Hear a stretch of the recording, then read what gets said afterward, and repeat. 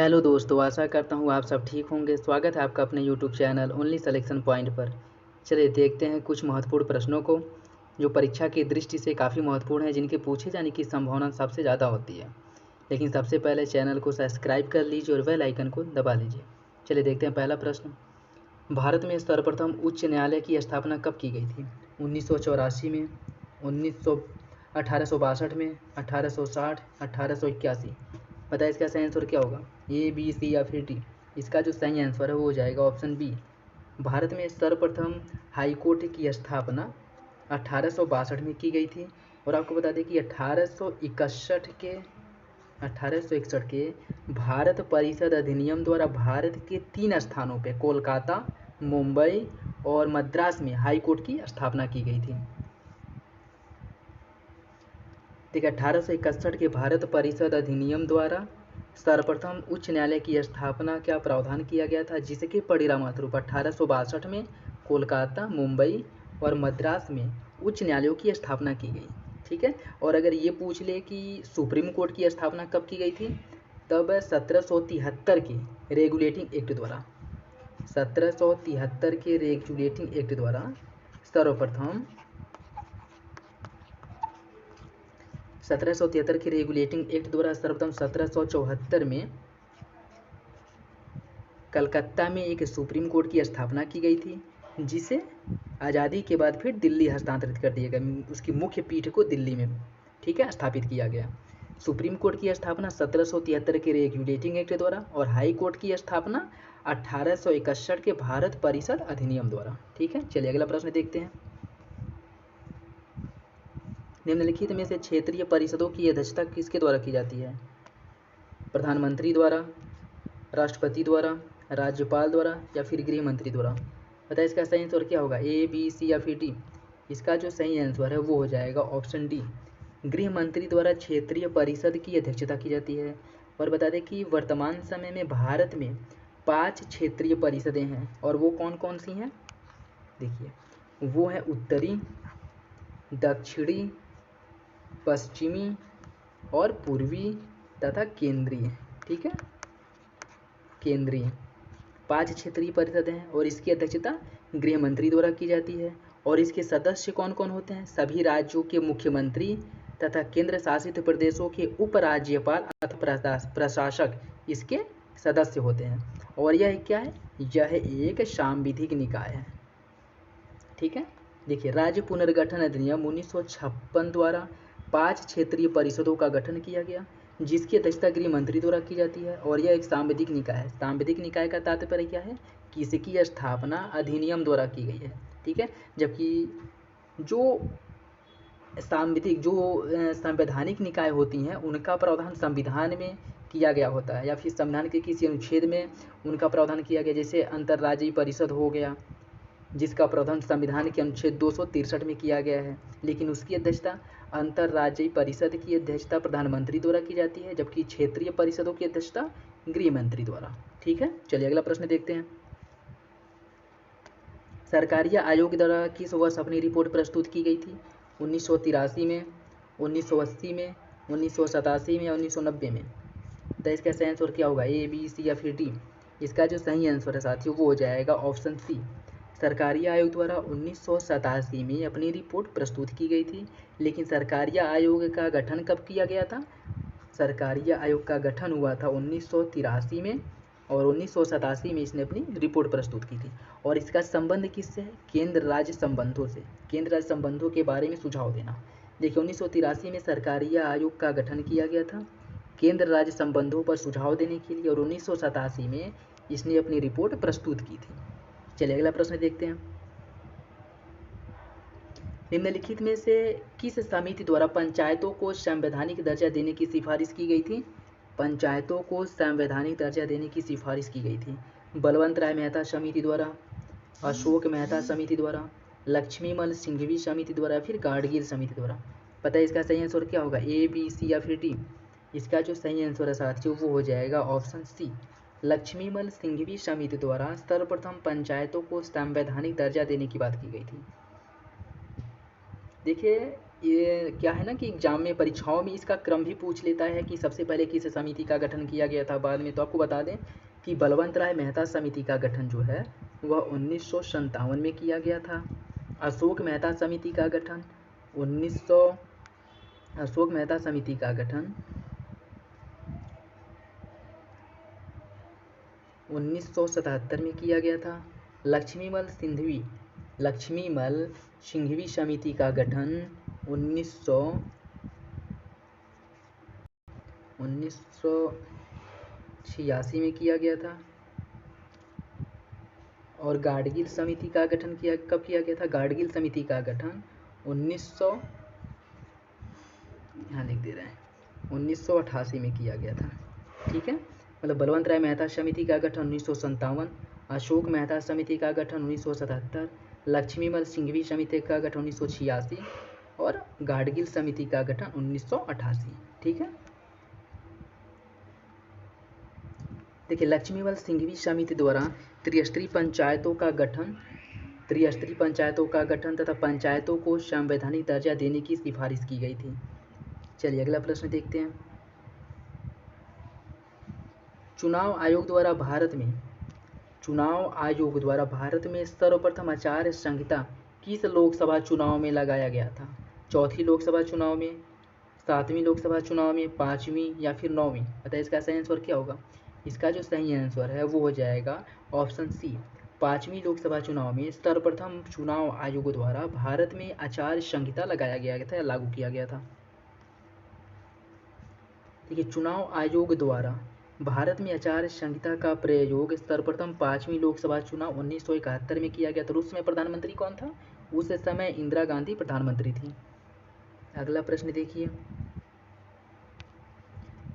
किस भारत शासन अधिनियम द्वारा पहली बार बजट पर बहस करने और प्रश्न पूछने का अधिकार दिया गया था?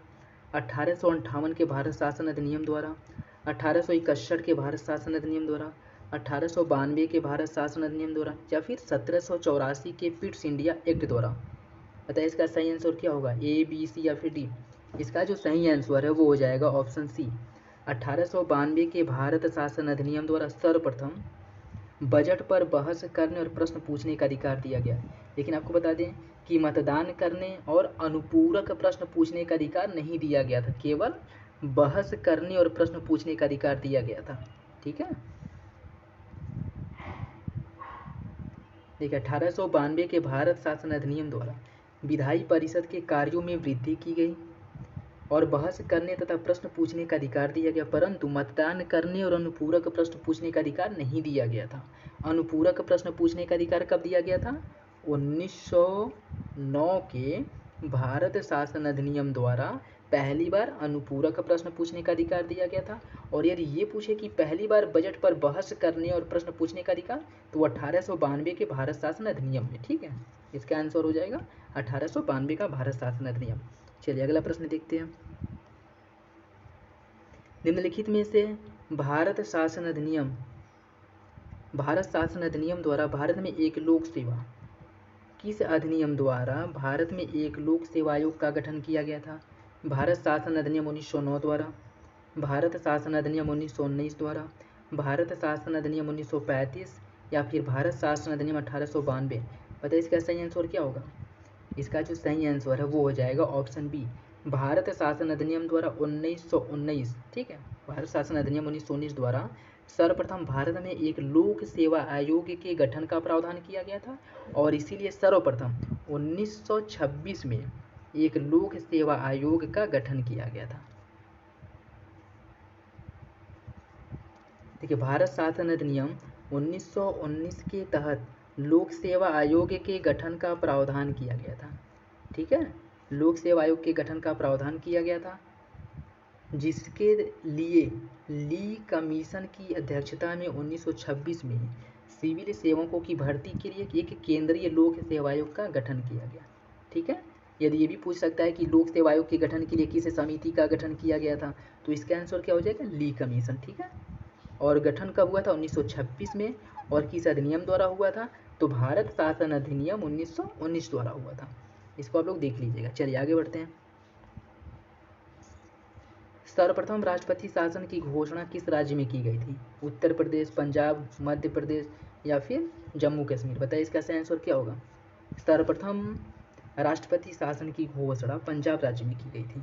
ठीक है, देखिए अनुच्छेद 356 के तहत राष्ट्रपति शासन की घोषणा का प्रावधान किया गया और सर्वप्रथम राष्ट्रपति शासन की घोषणा 1951 पंजाब में की गई थी। उस समय पंजाब पेप्सू के अंतर्गत आता था। ठीक है, और आपको ये बता दें कि राष्ट्रपति शासन के लिए जो राष्ट्रपति द्वारा जारी किया जाता है, इसकी उद्घोषणा राष्ट्रपति शासन जारी करने के लिए उसको 2 महीने के भीतर संसद के दोनों सदनों द्वारा पारित होना अनिवार्य होता है। ठीक, उसकी अनुमति मिलनी चाहिए। और वित्तीय आपातकाल को भी 2 महीना है, लेकिन राष्ट्रीय आपातकाल के लिए 1 महीना है। ठीक है, राष्ट्रीय आपातकाल के लिए 1 महीना है, राष्ट्रपति शासन और वित्तीय आपातकाल के लिए 2 महीना है। इस बात को आप लोग ध्यान में रखिएगा। ठीक है, चलिए आगे बढ़ते हैं। दोनों सदनों की संयुक्त बैठक अब तक कितनी बार बुलाई गई है? दोनों सदनों की संयुक्त बैठकों को अब तक कितनी बार बुलाया गया है? 6 बार, 3 बार, 2 बार या फिर 4 बार? बताइए इसका सही आंसर क्या होगा? ए, बी, सी या फिर डी? इसका जो सही आंसर वो हो जाएगा ऑप्शन बी। दोनों सदनों की संयुक्त बैठक अब तक 3 बार बुलाया गया है। पहली बार कब बुलाया गया था? पहली बार दहेज प्रतिषेध निवारक विरोध वाले में बुलाया गया था। देखिए 1950 के बाद दोनों सदनों की संयुक्त बैठक अब तक 3 बार बुलाई गई है। पहला दहेज प्रतिषेध विधेयक 1960 में, दूसरा बैंक सेवा आयोग विधेयक 1977 और तीसरा आतंकवाद निवारक विधेयक 2002। मतलब दोनों सदनों की संयुक्त बैठक का आयोजन अब तक 3 बार हुआ है।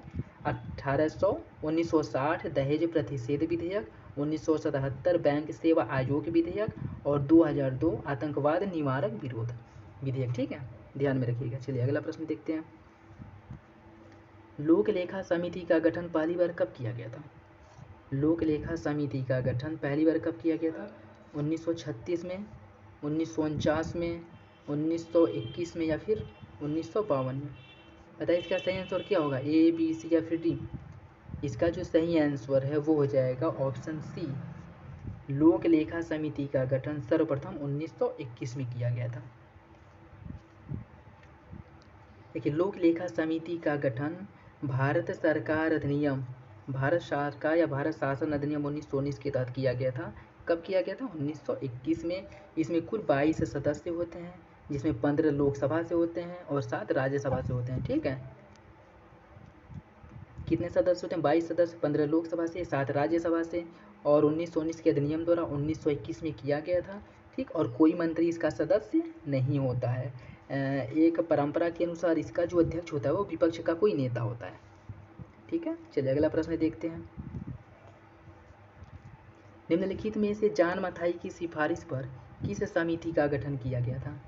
जान मथाई की सिफारिश पर किस समिति का गठन किया गया था? लोक लेखा समिति का, प्राक्कलन समिति का, सार्वजनिक उपक्रम समिति का या फिर विधि एवं न्याय समिति का? बताइए इसका सही आंसर क्या होगा? इसका जो सही आंसर वो हो जाएगा ऑप्शन बी।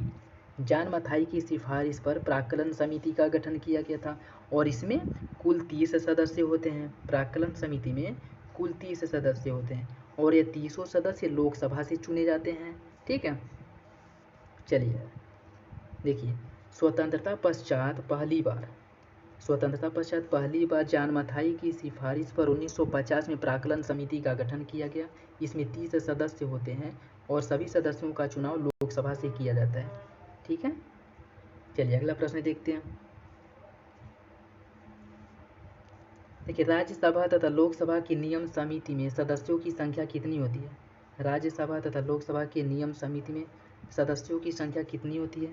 लोकसभा में 30, राज्यसभा में 25, लोकसभा और राज्यसभा में 30, लोकसभा में 15, राज्यसभा में 10 या फिर लोकसभा में 15, राज्यसभा में 16?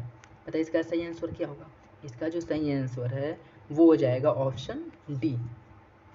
लोकसभा के नियम समिति में 15 सदस्य होते हैं जबकि राज्यसभा की नियम समिति में 16 सदस्य होते हैं। देखिए लोकसभा के नियम समिति में 15 सदस्य तथा राज्यसभा के नियम समिति में 16 सदस्य होते हैं। लोकसभा के नियम समिति की अध्यक्षता लोकसभा अध्यक्ष करता है और राज्यसभा के नियम समिति की अध्यक्षता राज्यसभा का सभापति करता है। ठीक है, चलिए अगला प्रश्न देखते हैं। देखिए, भारत में जनहित याचिका की शुरुआत कब की गई थी? 1960 में, 1954 में, 1980 या फिर 2005? बताइए इसका सही आंसर क्या होगा? इसका जो सही आंसर है वो हो जाएगा ऑप्शन सी। भारत में जनहित याचिका की शुरुआत 1980 में की गई थी। देखिए, जनहित याचिका की अवधारणा की उत्पत्ति सर्वप्रथम अमेरिका में 1960 में हुई थी।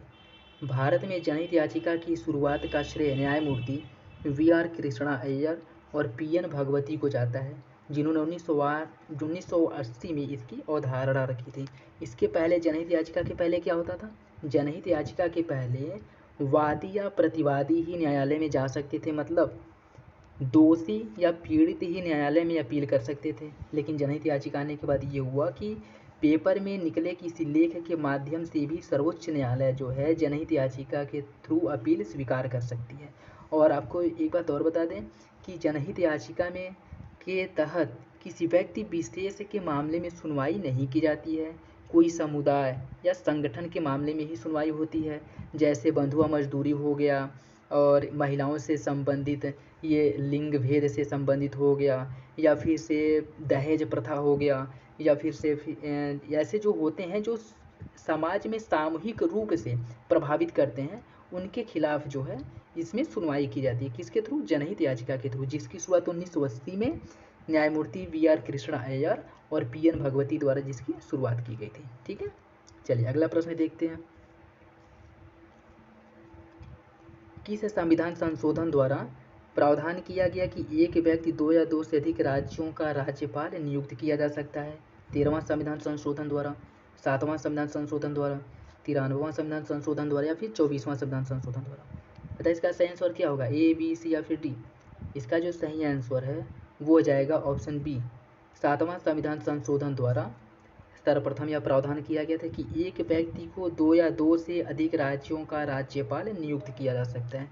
ठीक है, देखिए 7वां संविधान संशोधन 1956 द्वारा यह प्रावधान किया गया कि एक व्यक्ति को 2 या 2 से अधिक राज्यों का राज्यपाल नियुक्त किया जा सकता है। और आपको एक बात और बता दें कि 7वें संविधान संशोधन द्वारा ही यह प्रावधान किया गया था कि 2 या 2 से अधिक राज्यों के लिए एक उच्च न्यायालय की स्थापना, मतलब साझा उच्च न्यायालय की स्थापना की जा सकती है। ये भी 7वें संविधान संशोधन द्वारा ही जोड़ा गया था, प्रावधान किया गया था। मतलब आप ये बात ध्यान में रखिएगा कि 2 या 2 से अधिक राज्यों के लिए एक राज्यपाल या फिर 2 या 2 से अधिक राज्यों के लिए एक हाई कोर्ट, इन दोनों का प्रावधान 7वें संविधान संशोधन 1956 द्वारा किया गया था। ठीक है, चलिए अगला प्रश्न देखते हैं। भारतीय संविधान के अनुच्छेद 371H, भारतीय संविधान के अनुच्छेद 371H में किस राज्य को विशेष दर्जा प्रदान किया गया है? 371H के तहत किस राज्य को विशेष दर्जा दिया गया है? नागालैंड को, असम को, अरुणाचल प्रदेश, मिजोरम? बताइए इसका सही आंसर क्या होगा? ए, बी, सी या फिर डी? इसका जो सही आंसर है वो हो जाएगा ऑप्शन सी। अनुच्छेद 371H के तहत अरुणाचल प्रदेश को विशेष राज्य का दर्जा दिया गया है। ठीक है, नागालैंड को अनुच्छेद 371A के तहत नागालैंड को विशेष राज्य का दर्जा दिया गया है। असम को अनुच्छेद 371B के तहत दिया गया है। ठीक है, और मिजोरम को अनुच्छेद 371G के तहत विशेष राज्य का दर्जा दिया गया है। ये बात आप ध्यान में रखिए। नागालैंड को 371A के तहत, असम को 371B, मिजोरम को 371G और अरुणाचल प्रदेश को 371H के तहत विशेष राज्य का दर्जा दिया गया। ठीक है, देखिए भारतीय संविधान के अनुच्छेद 371H के तहत अरुणाचल प्रदेश को विशेष राज्य का दर्जा दिया गया। ठीक है, ये था आज का लास्ट प्रश्न। आशा करता हूँ आप लोगों को अच्छा लगा होगा। अगर वीडियो आपको पसंद आया हो तो लाइक करिए, कमेंट करिए, चैनल को सब्सक्राइब कर लीजिए और बेल आइकन को दबा दीजिए। ऐसे बेहतरीन टेस्ट सीरीज के लिए सपोर्ट करिए। ठीक है, चलिए मिलते हैं अगले वीडियो में, तब तक के लिए धन्यवाद।